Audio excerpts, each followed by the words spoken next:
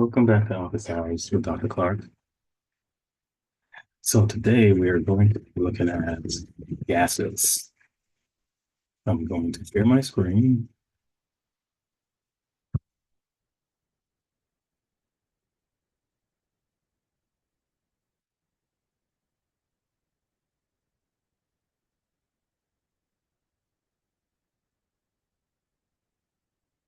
Gas properties. So this is an overlap, yet another overlap of chemistry and physics. Right? So we're going to be looking at how gases behave. So there's some assumptions about gases. So gases, their volume, meaning the individual volume of the particles, is inconsequential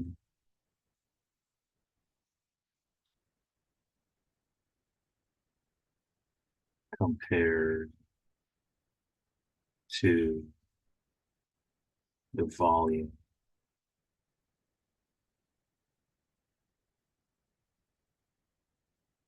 the gas occupies.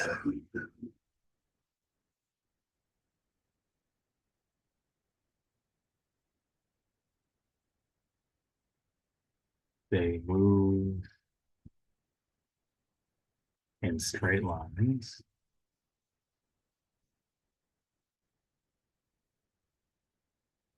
aligned with other gases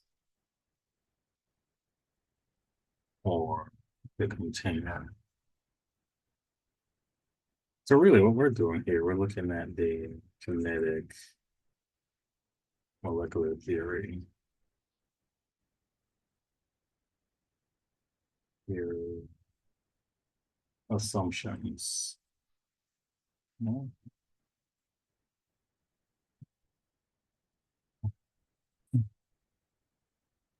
They do not interact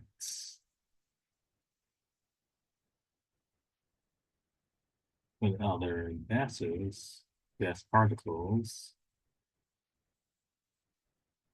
that there's no attraction or repulsion. So they really act as if they're in a space by themselves. There's so much empty space.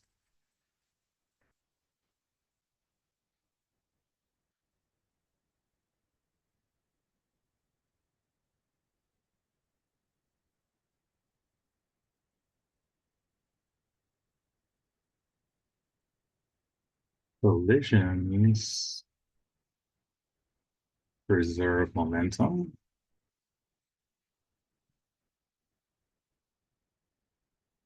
And what that means is the collisions are elastic. There's no loss of momentum. So the momentum that they arrive at, say the wall of the container is going to be the same momentum they will leave.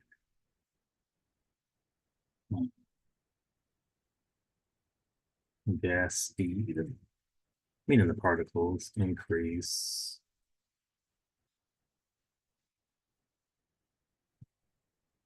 with increase in temperature. That says you keep the gases, they get moving faster. Gas speed decrease with increase in mass. And the average kinetic energy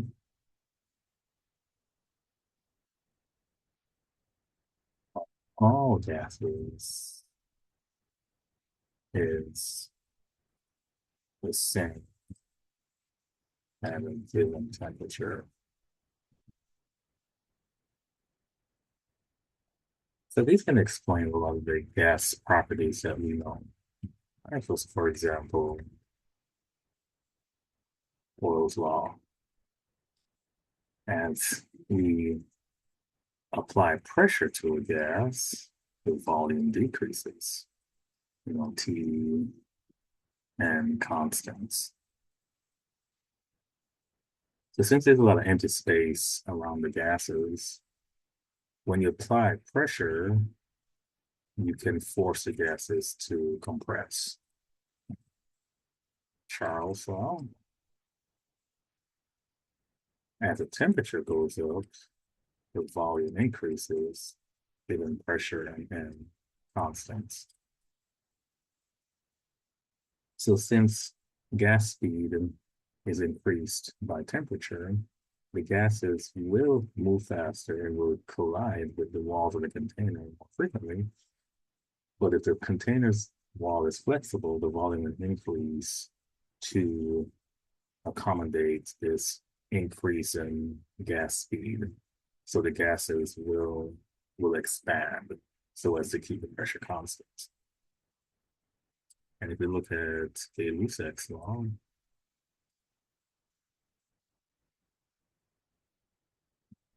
as temperature goes up, pressure goes up.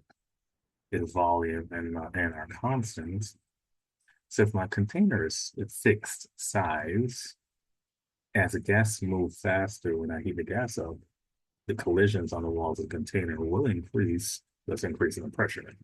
And if the volume can increase, the pressure is going to keep increasing until there's rupture. Then you have Avogadro's law.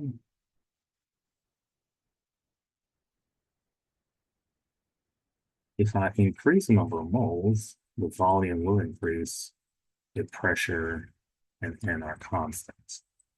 So if I keep increasing the amount of gas molecules in the space, the gases don't want to be up on each other, so they're going to expand. They're going to move away from each other and thus increasing the volume. Now, an offshoot of Avogadro's law is if I increase the number of moles, I will increase pressure if my volume is constant. So if the walls are fixed, if I keep putting more and more gases in, the collisions on the sides of the container will increase if the volume won't expand. So if we combine all these, we get P1, V1 is equal to P, or T1, excuse me, equal to P2, V2 over T2. So generally, number of moles will stay constant. So we don't put a mole expression here, but we could write it in N1, N2. Let's look at an example. So, excuse me. A gas at 2.0 TM, excuse me, occupies 2.0 liters at 25 degrees Celsius. What is the neat volume if pressure decreases? Well, let's just say what's the mean pressure decreases to 118 and 10 increases to 30 Celsius. So we see the number of moles are constant. So we use our T1 V1 over T1 equals T2 V2 over T2 equation. So T1, so when we're dealing with temperature of gases, something we have to know. And we want to know that here, anytime you're there in temperature, we're dealing with Kelvin temperature. That's the only time you can get a direct proportion. Right? It'll go through to absolute zero. So we're going to convert 25 to Kelvin, which is 298. And I'm going to convert T2 as well, which will be 303 Kelvin. And then so my V2 is equal to T1 V1 times T2 over T1 over T2 is equal to V2. So T1 is 2 ATM V1 is equal to V1 again, 2 liters. 2 liters, T2, 303 Kelvin, T1, 298 and T2 is 9.0 atmospheres. So with the this combined gas law equation, the only thing that unit that I have to be consistent with is Kelvin. I have to convert my temperatures to Kelvin. My volumes could be liters, could be milliliters, centimeter cube, ounces, whatever. My pressures could be millimeters of mercury, torrs. As long as they're consistent, the conversions will cancel out. Well, temperature, since I'm adding 273, I have to convert to Kelvin. If I'm doing an addition with a conversion or subtraction, it doesn't it doesn't fall out of calculations like when you're just multiplying and dividing when you're doing conversions. So that's why my temperature has to be Kelvin. All right, so we're going to do our calculation. We'll mention the calculator here. So I like to rearrange my equation before and then stick in my values because that works for me. Everybody's different. You gotta find what works for you. So my new volume, I know I always want to double check my math. 2 times 2. My new volume is 4.1 liters. If I just keep my sig fixed to 2, so my volume will increase. So my temperature increases and my pressure decreases. That makes sense if we look at it laws individually. So, there's a lot of things to think about with gases. There's STP, that's standard temp and pressure. So that's 1 ATM and 273 Kelvin. Also, the molar volume. So at STP, 1 mole of a gas, any gas, is equal to 22.4 liters. So we can use that in some expressions we're going to see. So let's talk about the ideal gas equation. Ideal gas equation.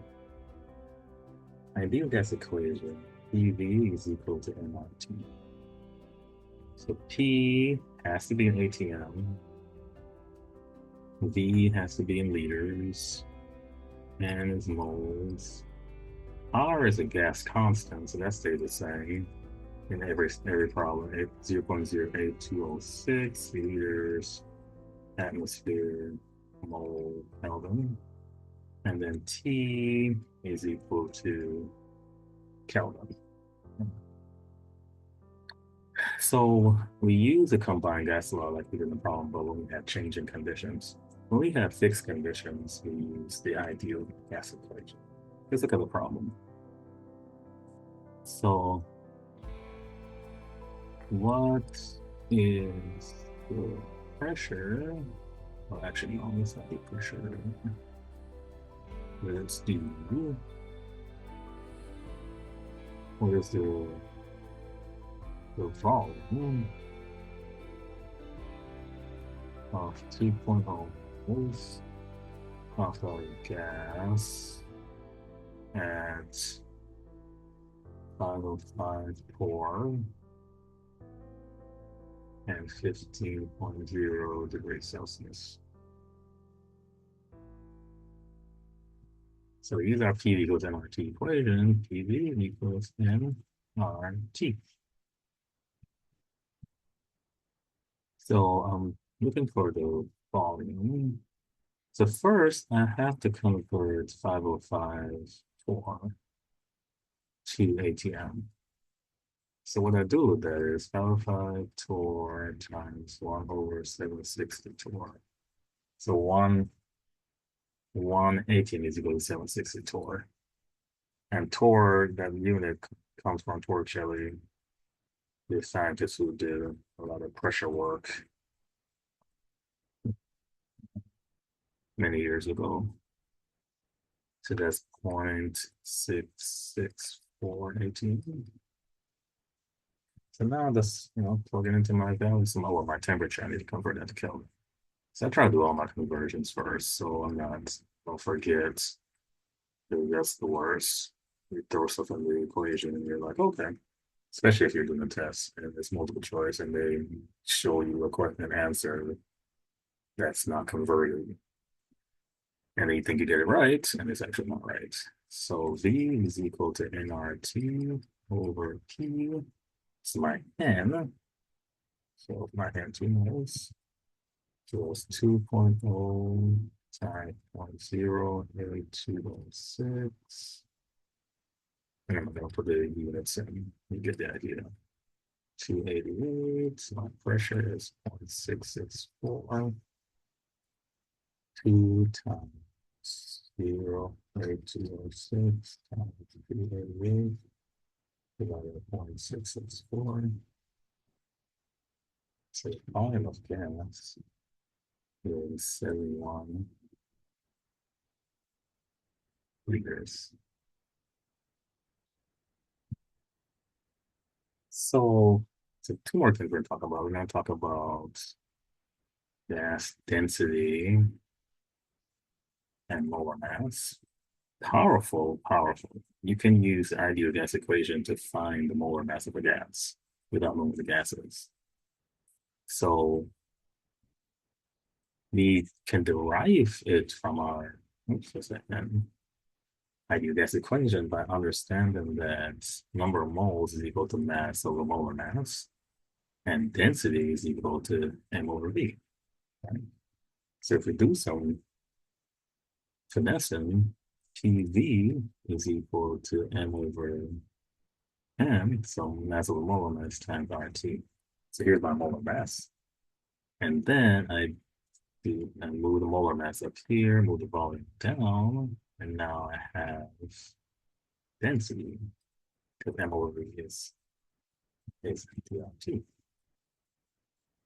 Okay, so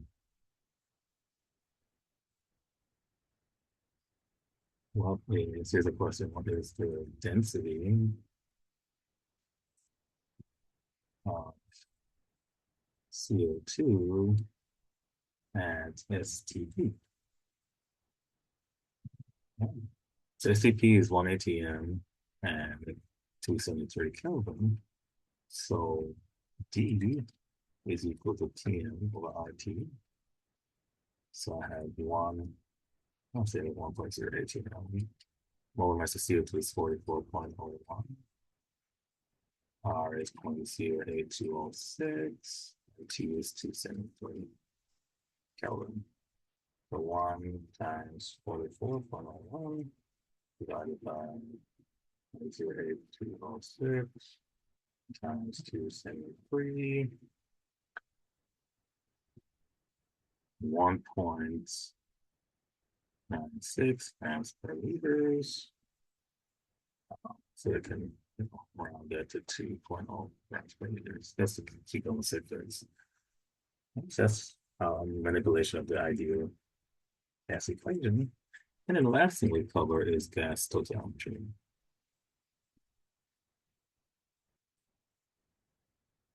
So what if I have this reaction? So I have magnesium plus HCl, give me magnesium chloride. So any reaction that involves a gas, you can apply the ideal gas equation to.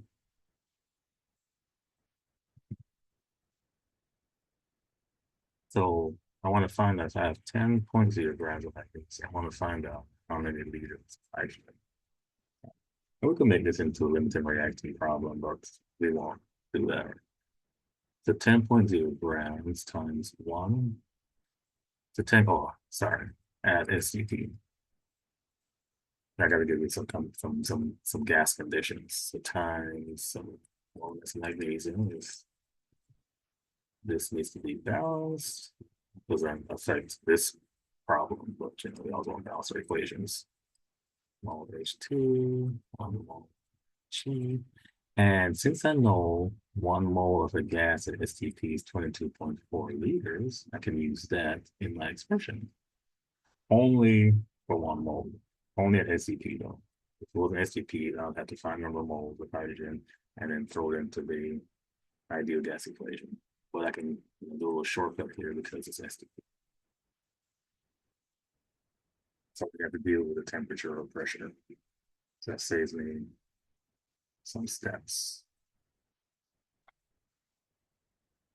So the hydrogen volume is 9.21 liters.